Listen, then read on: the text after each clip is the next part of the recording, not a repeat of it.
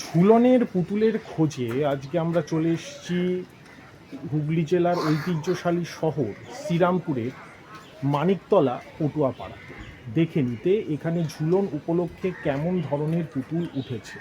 আমাদের উদ্যোগ যদি ভালো লেগে থাকে তাহলে অবশ্যই লাইক, শেয়ার এবং সাবস্ক্রাইব করে আমাদের মনোবল বৃদ্ধি করুন। নমস্কার, ধন্যবাদ।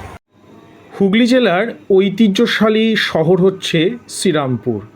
বাংলার কৃষ্টি, সংস্কৃতি এবং একই সঙ্গে আধ্যাত্মিক ও বৌদ্ধিক চেতনার এক অনন্য মিশ্রণ দেখা যায় হুগলি জেলার এই ঐতিহ্যশালী শহরে। আমরা ঝুলনের আগে পৌঁছে গিয়েছিলাম শ্রীরামপুরের মানিকতলা পটুয়াপাড়াতে দেখে নিতে ঝুলন যাত্রা উপলক্ষে এখানকার স্থানীয় শিল্পীরা কেমন ধরনের মাটির পুতুল তৈরি করেছেন।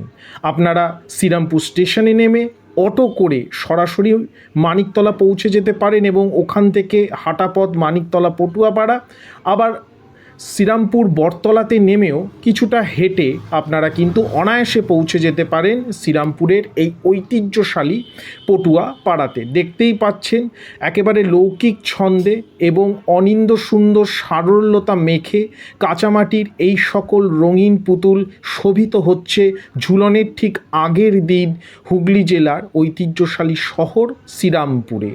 এক অনিন্দ্য সুন্দর বিভা এবং আধ্যাত্মিক চেতনা ও সামাজিক দৃষ্টিকোণের পূর্ণ প্রকাশ, পূর্ণ প্রভা যেন আমরা দেখতে পেলাম এখানে এসে। আমরা প্রত্যেক বছরই, আমাদের কথা ইউটিউব চ্যানেল প্রত্যেক বছরই আসে এটা দেখতে যে এখানে কেমন ধরনের পুতুল তৈরি হয় এবং পুতুলের যে ভেরিয়েশন বা ভ্যারাইটি বা বিবিধতা তা বরাবর আমাদের কিন্তু মুগ্ধ করেছে।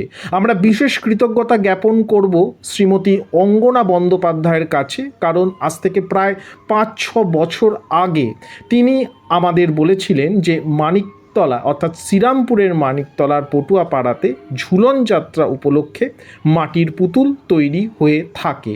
আমাদের এই উদ্যোগ ভালো লেগে থাকলে অবশ্যই লাইক, শেয়ার এবং সাবস্ক্রাইব করে আমাদের মনোবল বৃদ্ধি করুন, যাতে করে আমরা আরও ভালো বাংলার লোকজ সংস্কৃতিগত বিষয় আমরা আরও ভালো পর্ব আপনাদের সামনে, আপনাদের সমকক্ষে তুলে ধরতে পারি। দেখতেই পাচ্ছেন একেবারে লোকজ আঙ্গিক ও শৈলীতে এই পুতুলগুলো তৈরি করেছেন স্থানীয় শিল্পীরা এবং বিপুল পরিমাণে পুতুল এখানে কিন্তু আমরা দেখতে পেরেছি। নমস্কার, ধন্যবাদ।